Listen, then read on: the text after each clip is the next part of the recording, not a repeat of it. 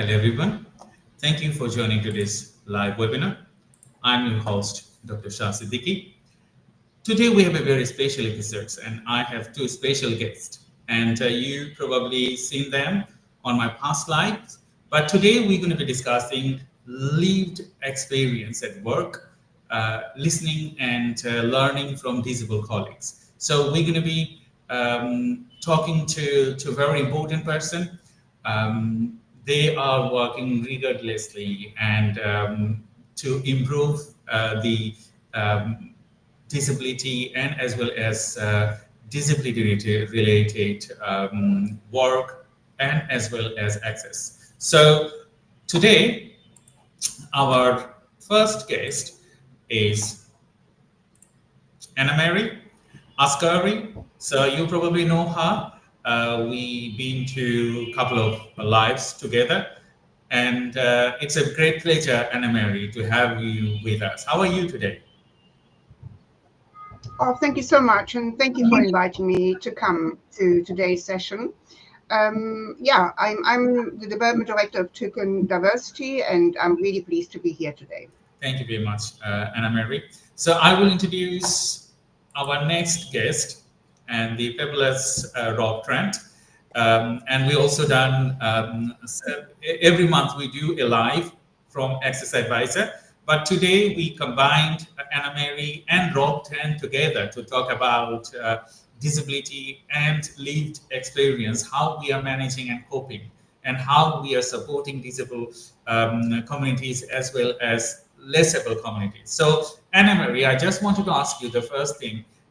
If you could tell us, the viewers, a little bit about Toucan Diversity, how it is supporting disabled people. Yeah, well, we are a disabled people-led organization. So 80% of the people who are involved with Toucan have a lived experience of a disability. So that knowledge, which all our people who are involved with Toucan bring to the table is really huge, and inclusion means everything to us. So it's not just a word. Because every single person who is involved with Toucan has experienced some kind of discrimination, and we want to make sure that anybody who is involved is supported as good as possible. And so what we do, we deliver disability equality training. We have a whole range of different modules which we provide, but the main flagship is the disability equality training, where we look at the bias, we look at the history and why non-disabled people think in the way how they do about disability, why it is such a tragic thing to be disabled.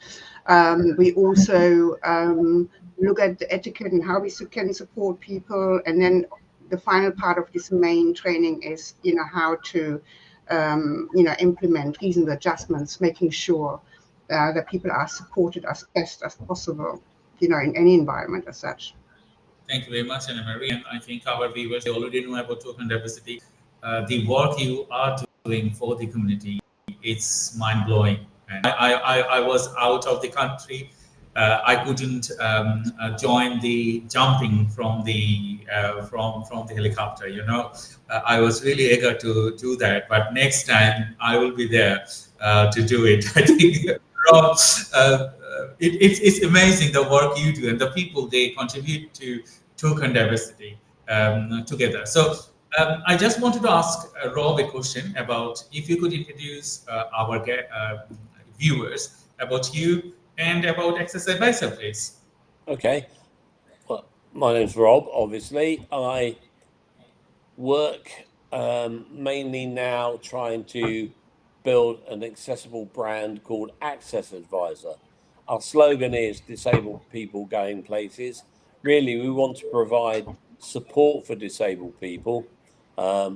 In terms of accessibility, we've got Facebook group, we've got a website, obviously, a YouTube channel where people can upload their accessibility videos. And we're really trying to build Access Advisors so that we become a sustainable business and we can employ disabled people. I myself am disabled. I've got so many years of lived experience. I won't tell you how many, but I've been disabled since I was born. And before Access Advisor, I worked full time. So, hopefully, in a way, that's showcasing the skills and the lived experience that disabled people can bring. And some disabled people can work full time. I worked full time for 30 years. And hopefully, that serves as some kind of sign for other disabled people that it can be done if you want. That's fascinating, the work you do, Rob, because to the viewers, I just wanted to give you an additional introduction to Rob and Anna Mary, because I've been working with them such a long time now. We work together, support each other. So Anna Mary has a story behind Toucan Diversity, and I wanted to focus and tell the audience about the back, I would say steering wheel, that you are steering a thing, a movement, I would say, and that has a back story. Could you please tell a little bit about that story to our audience? Okay. Thank you. Anna Mary. Well, I got involved with Toucan Diversity because my daughter to find a job. So she wrote hundreds of applications, but was unable to get a job. And she came to me and said, look, I need to set up my own entity. So it was really her idea. And because I had experience in setting up charities and other organizations, and she came to me for support.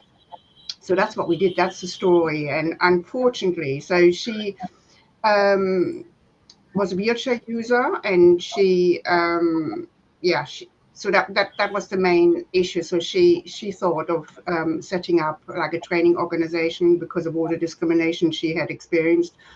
And she designed her own training course, which is our flagship training, the Disability Equality Training, and which is now CPD accredited. And yes, so unfortunately, Madisa passed away in 2020, which is 5 years now. I just cannot believe it. And we, as a board, we decided at the time to continue with her work because she put so many years of effort into it. So I think, and it really resonates with all of us to continue the work and ensuring that there is, a supportive place for disabled people out there, that they can get into work. And I think we do, achieve that, with organizations who actually commission us to deliver our training. Thank you, Anna Mary, because I was tasked when I hear about your story, your daughter and other things. And I also know about Rob, and Rob is a mouth artist. If you don't know, anyone there joined today. So Rob, yes, we're working together for Access Advisor to grow it to the next levels. And it's a movement, and we're going to be win in this race. And that is our challenge. Yeah. Can you tell us a bit more to the audience, why Access Advisor? Why you have come up with this excellent idea for bringing it to their audience? I just think, to me, it was obvious. I've had so many years of putting up with poor accessibility, dealing with excuses that people make, asked to leave places because back in the 70s my wheelchair was deemed a fire risk, and that's an excuse that I never thought I'd hear again, but you still hear it again today. So, I just got fed up with it, and I thought, well, there must be a better way. There must be a better way of letting disabled people know my experience or other people's experience of accessibility at certain venues. And that's how Access Advisor was set up, really. It isn't just about me. I don't want it just to be about my experience, because my experience is just that, really. I want it to be for disabled people who aren't wheelchair users, for neurodivergent disabled people, and all kinds of disabilities. And it'll only grow with the input of everybody, with different kinds of disabilities and their allies, And accessibility, although it's mainly around disabled people, there are issues for people with pushchairs and prams or cyclists, and maybe this website, in a way, inadvertently helps those groups as well. Thank you, Rob. Thank you, Rob. So now we're going to be going to asking individual questions. So as you refer to neurodiversity, this is our first topic that we wanted to talk about. Nowadays there is a movement about neurodiversity. People value us that much that, okay, neurodiversity means different blood, neurodiversity means fresh ideas, neurodiversity means, okay, they can work like a machine, all those things. I wanted to ask one question to Anna Marie. Because you support different type of support for autism, dyslexia, and apraxia, and all together. Why you think that neurodivergent people are an asset rather than making them a superhero?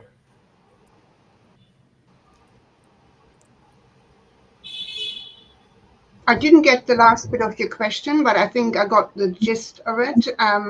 I think society would be a very poor society if we wouldn't have the amazing brains and understanding of people who are neurodivergent, because you just have to look at grants and all these amazing creative minds who have been out there, who are well known. And obviously, we have designed an Understanding Autism course, which we have been working with Portsmouth in one, where autistic people have been involved with from the word go. Indeed, the content has been written by a volunteer of ours who is autistic, and it's now at the moment we have a forum looking at it to improve it further, ensuring that we have got the right visuals involved, etc. But it gives you a really good understanding of autism, for instance. So what kind of environment one has got to create in order to accommodate autistic people, and what not, what language is acceptable and what is not acceptable. And that's all what it is. It's all part of communication and making sure they are supported, in a way how it's acceptable. Thank you very much, Anna Marie. My question to Rob, you work with disabled people and you also work with neurodivergent people. What strength do they bring to a team if you hire disabled or neurodivergent people? I think it's, we all bring different strengths, but I think the crux for me is that by employing neurodivergent disabled people or other disabled people, ambulant disabled people, is that people can relate to our audience, to our business. We understand then what drives those markets. We're able to reach out to those markets and say, hey, look, we're not just Rob Trent, a wheelchair user, so we're only interested in wheelchair users.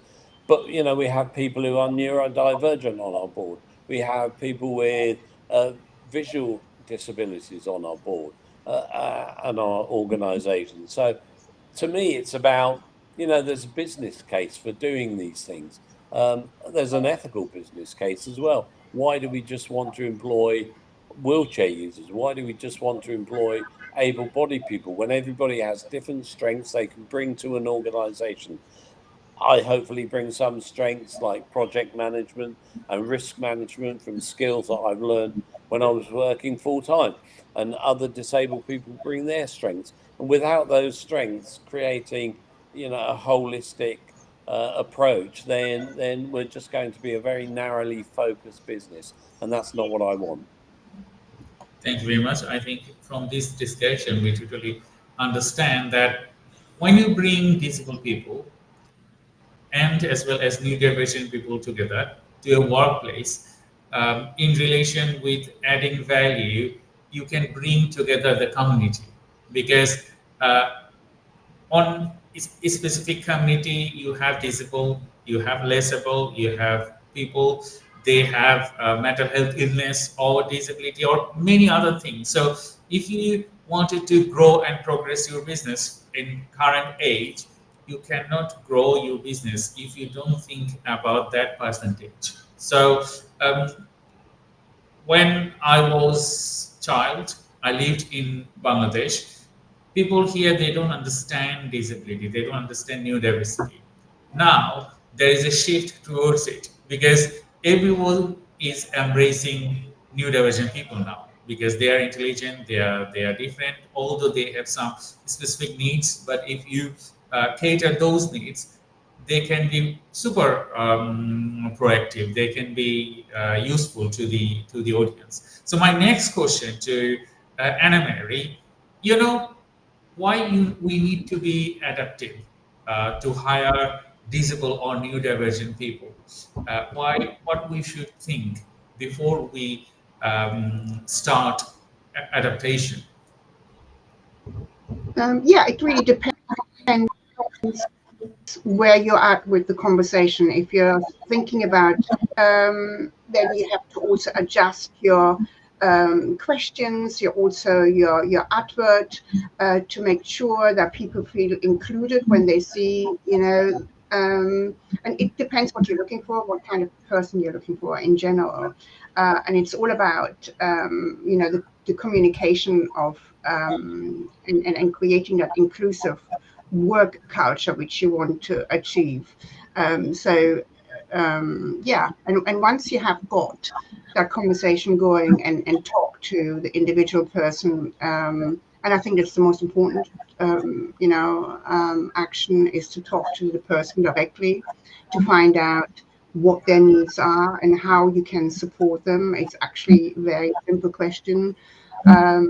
Rather than, you know, building, you know, a picture of assumptions, because the people themselves know, you know, how they want to be supported and what their needs are. So it's not a science. It's not very difficult to get, you know, it's just common sense, and stay away from assumption for sure. I mean, that's my take. Thank you. I just wanted to ask a question to Rob as well, because you know you have lived experience working with, working with all classes of people. I have seen myself in my lifetime that usually colleagues, they become your enemy because as a disabled person you're getting some extra benefits and they're not getting that benefits because they are more able than as usual you are. So in that scenario, how you have managed these things? Because I know that in workplace still this is happening. Like, okay, people, they are more able than you. They think about, okay, he's getting or she's getting more benefits than as usual. I mean, I must say I've been fairly lucky in my career and in my life. I've not really met a lot of that in terms of jealousy or envy, and I've always tried when I'm working, you know, to work alongside other people and give the best that I can and show that I'm doing the best I can. Any assistance I've been given hasn't, I don't think, favored me over anyone else. It's just allowed me to do the job to the best of my ability, and that's what an organization wants. It's for you to do the job to the best of your ability. Now, I think, you know, sort of, I'm lost for the word, but jealousy or envy over benefits is luckily something I've not really come across in my life. That's great, Adam, Rob. So I wanted to ask a question to Anna Mary. You know, you do a lot of training to work levels and as well as individual. You work with students as well. Do you feel anything right now that they need when you talk about specific training or change of behavior? Like we need to be adaptive with disabled people and as well as neurodivergent people. Do you see any changes towards human behavior when you training workforce or students about learning disability or neurodiversity? I mean, it's really difficult because that's, part of our impact study as well, to see actually if people are shifting with their attitude towards starting to employ people. I mean, with regards to learning disability, like what you just mentioned, there is a lot of support out there. They have got coaches, and usually they are on programs. But with actual real employment, that there's a lot of there is still a huge work which needs to be done, because only 5.6% of people with learning disability are in employment, and that includes often people with autism as well. So, and it's a huge chunk. If you think about, 53% of disabled people who are in employment, and then you have got, in comparison, you have got learning disabled people with 5.6% now, and that has been, a lot of money has gone into that. I do think the government has to take a different take on it. They have to work with government. They have to work with companies much more closer, because at the moment the ethos lies very much with the disabled person themselves. But it's the companies who are very reluctant to employ disabled people, and I think there must be another way. I mean, I have got some ideas, but I mean, obviously, till we really change the landscape for disabled people, things will just plod along. A lot of money will be poured in supporting individuals, but not very much will change actually. So, yeah. So, Rob, do you see any changes towards people's behavior? Because I think you have seen the beginning, and we are in the middle of the system change towards disabled people and new diversity. What changes do you think has been you have seen or experienced so far? Okay, I think as I was growing up, the society was fairly not intolerant, but not really considerate of disabled people's needs. Then in the 70s and 80s, we started to see a big push towards inclusion, and that was led by disabled people themselves and ourselves. I fought along with someone else to be able to live independently here in Southampton, where I am now, and been living ever since. Independent living became a thing for many, many disabled people, and that was great. And so we started to see things like Motability really helping disabled people. I got a van which I was able to drive from my wheelchair. Despite my disability, it was joystick controlled. It cost a lot of money, but it helped me get to work, and it helped me get from work, and it helped me take my family out. And I think we saw a move towards sort of more inclusive society. But then along came austerity, and I think disabled people became financially the victims of that austerity, or the primary victims of that austerity. And then we saw over the years that I think the pendulum's now swinging the other way, where disabled people are starting to be sort of vilified and picked out as examples of scroungers. And it's very difficult, because if you work, then people say, why do you need their help? And if you don't, as a disabled people, they say you're sponging off the state. So, I think we need to see another shift back towards a more tolerant and a more inclusive society, where innovative ideas to get disabled people who want to work and who can work back into work.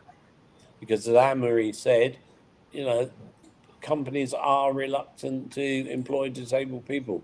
That's a fact. Mm-hmm.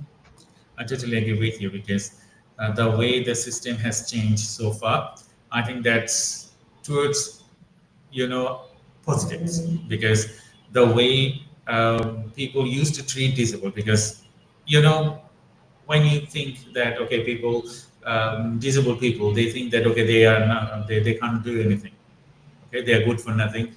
And when they used to think about neurodivergent people, they said, okay, they can't do anything because they don't have the mental strength, they don't have the mental capacity. But the more research has been done and more, more and more people understood the disabled people and working with them, they understood that yes, you can work with disabled people and you can create magnificent things with disabled people, extraordinary things with disabled people. My next question to both of you, I want Anna Marie, you answer first. How can workplace better listen to and support disabled colleagues? I mean, what communication and foremost to find out how we them. And then it's about being flexible, working different, looking at people's strengths and focusing on that. And if wherever the weakness lies, get the support in place for them. So yeah, I mean, it is not rocket science. It's, just, thinking, in the right way. And what I would like to add actually from previously, there are companies that are doing actually a lot of good, we're keen on employing disabled people. So, but there's so many companies out there who, who could do better. So, it's just, I don't want to push every company with the same brush. Yeah, sorry. And Rob? Well, to me, I think companies could do better employing disabled people, but I also think companies could do better in thinking how the products that they sell or the services that they sell can be accessed equally by disabled people. Because, we do want to work, but we also want to partake of all the services and the entertainment and the facilities that able-bodied people sometimes take for granted, like buying a ticket for a concert or just going out to the pub. It's taking part in all the aspects of daily life, and companies need to consider that when they're building their products or designing their services. And that's why if you've got disabled people in your organization, you're more likely to design and include products and services for other disabled people as well. Thank you very much, Anna Marie and Rob. We had a pleasant session today, and to all the viewers, if you wanted to send us any question that we can discuss on this live webinar, we'll be more than happy to discuss them. We just got our first question. So just give me 1 second. So the question is from 𝗘𝘃𝗲 𝐵𝐵. How can technology improve accessibility at work? I think both of you can answer this question in different perspectives. Yeah, I mean, technology is huge. I mean, there's so many built-in software programs already within any laptop or system.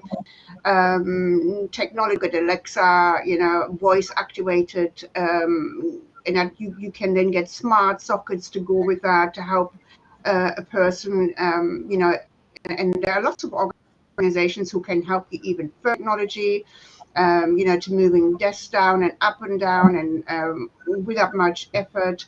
Yeah, I mean, technology has been huge in creating, making it easier for disabled people, to be equal to their colleagues. I don't know about you, Rob. Rob.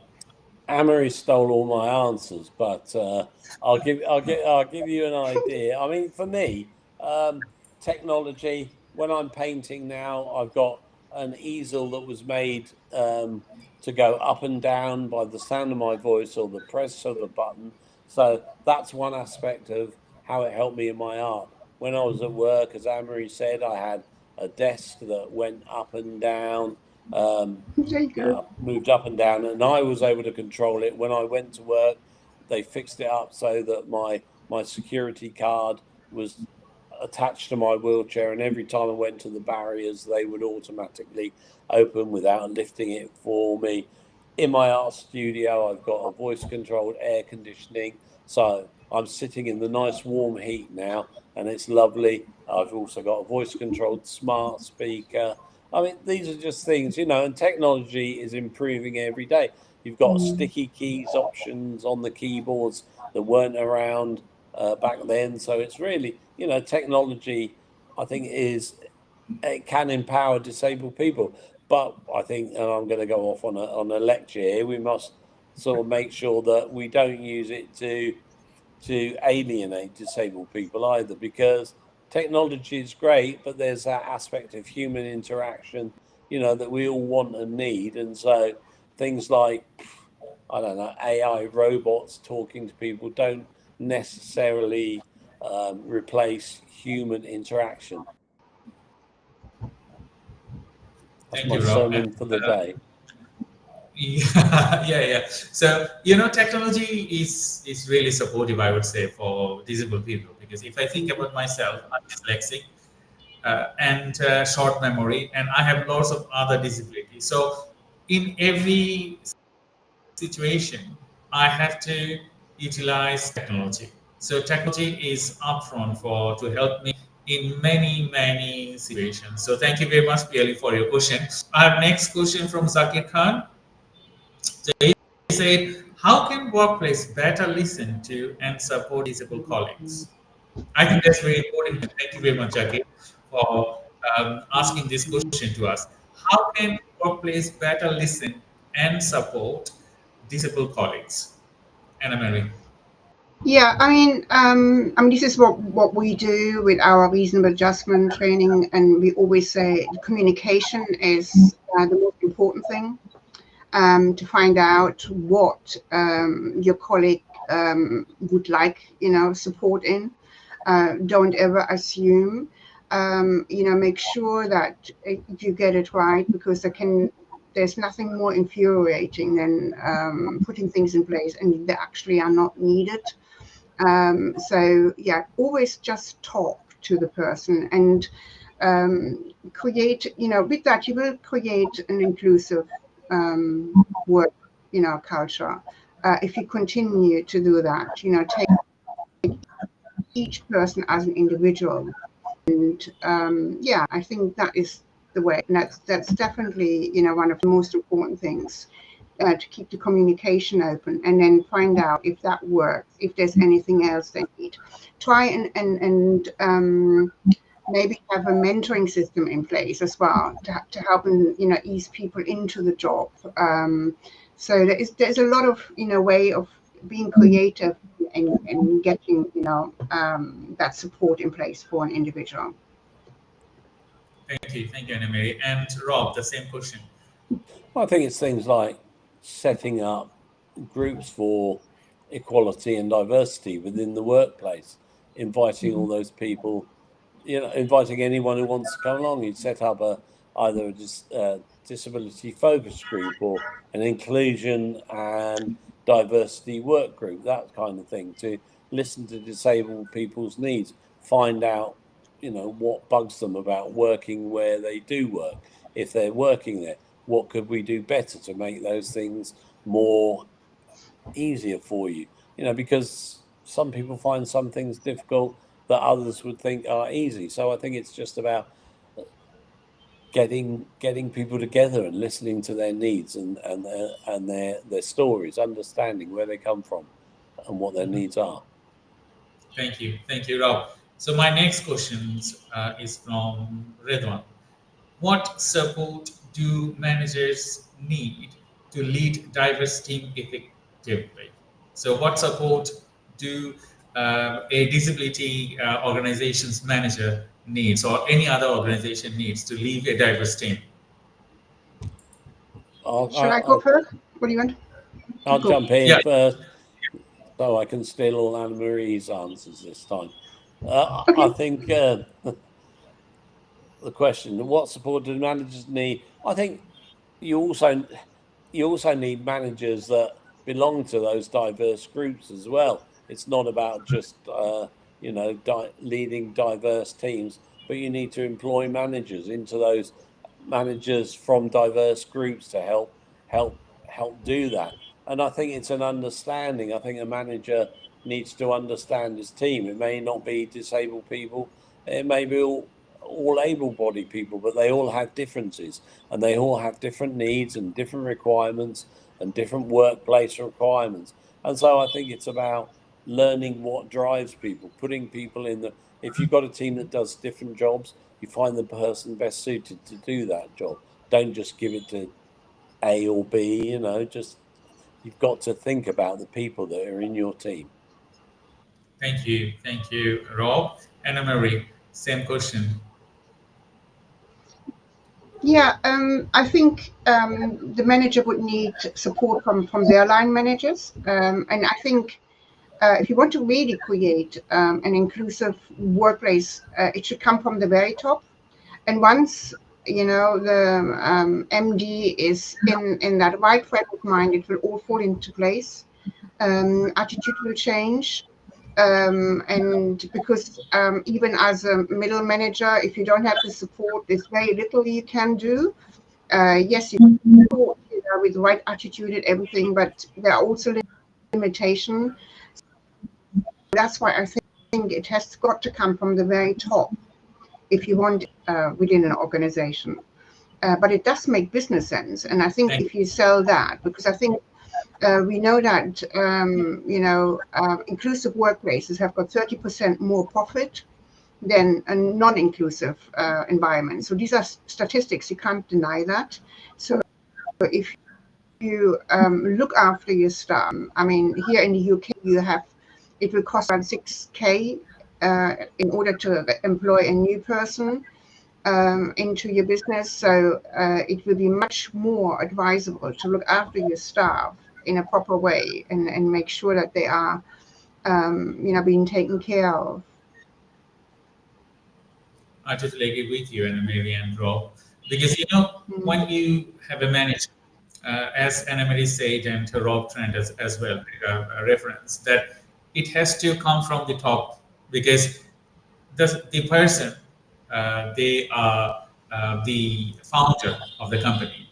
They need to understand how you're going to be treating your people, and you know, all rules and a lot of different things has to be maintained in a way that you understand everyone, the policies and all those things. If you don't have that, your manager, they cannot work alone to lay out individual rules or regulations and whatever, because they will not get your point.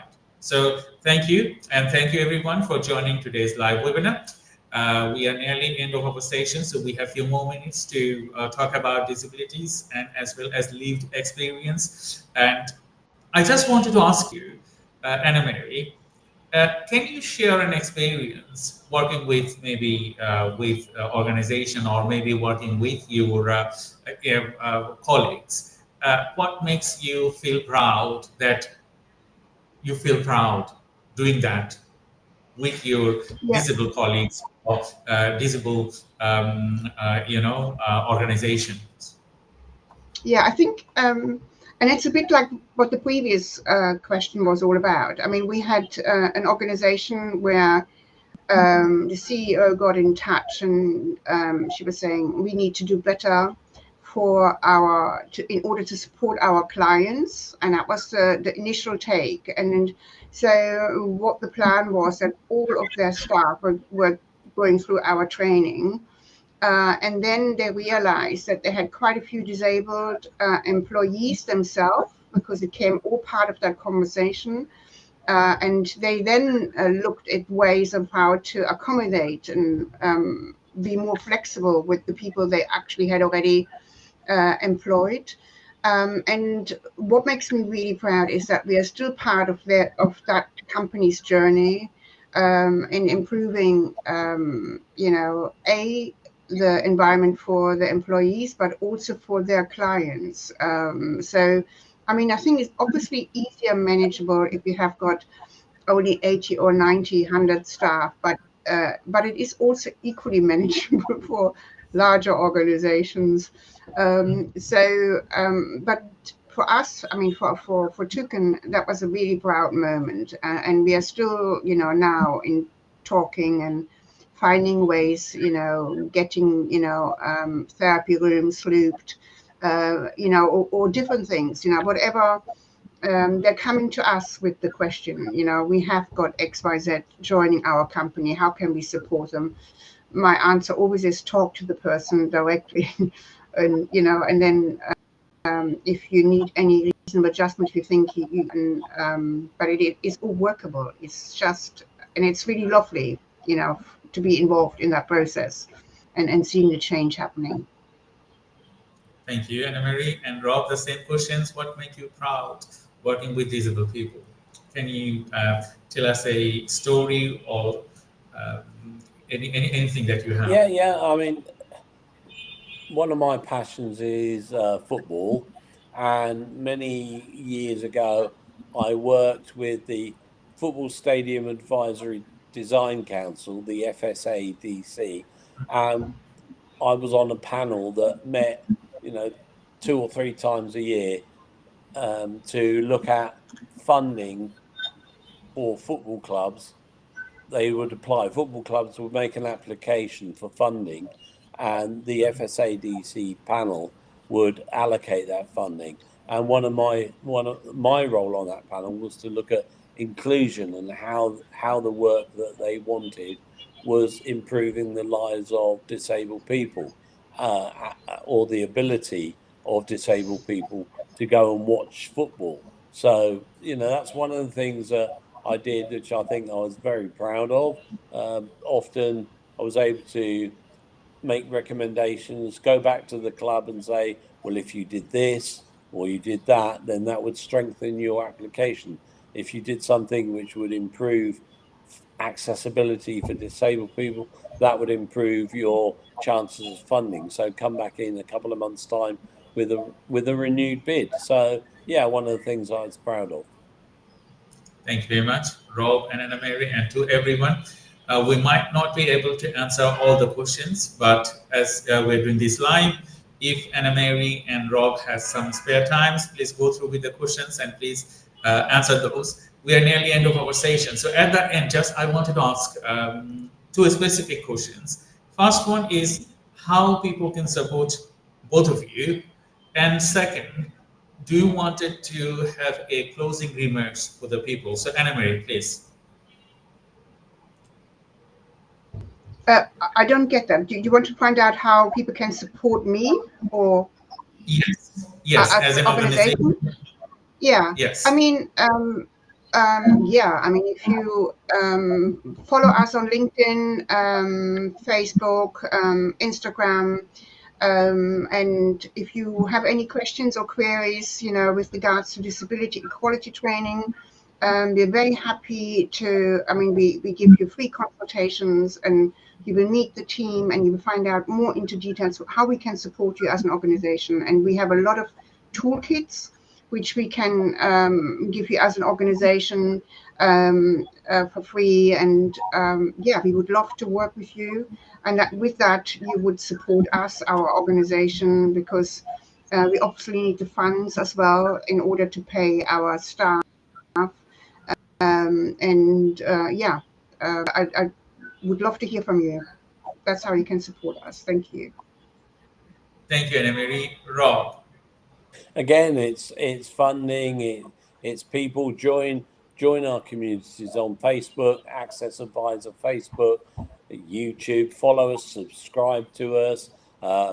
If you can't fund us, then please join us. We've got ways where you can sign up to easy fundraising, where if you spend online, we get a percentage of that. It doesn't cost you anything, but support us, and most importantly, support Toucan, because they're a charity and they rely more on your funding as well, and they're doing a great job. So I'd say give them the support if you can.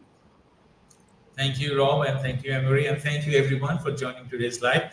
As I continually work with Anna-Marie and Rob, and to let you know that we are just developing the Access Advisor new site. It will be launched very soon. We are just in the last stage of tweaking a lot of things. Access Advisor has Toucan Diversity has a YouTube channels, and recently we have gained 1 million views on Access Advisor. And please go and support our YouTube channels, because it also can support us to earn more money. So if you have time, please support our social media, LinkedIn, YouTube, Facebook groups, and as well as visit our website. And if you wanted to donate specifically, feel free to donate, because Anna Mary Toucan Diversity is a CIC. So if you donate something, it will double up from the Charity Commission and other places. You can also donate Access Advisor, because we need funds to continue our support for the disabled people, because we are disabled and we're supporting disabled people. So thank you, everyone. And thank you, Anna Mary and Rob Tent. We will welcome you in another episode of our live webinar. Until then, stay tuned. Bye-bye. Bye. Bye. Bye.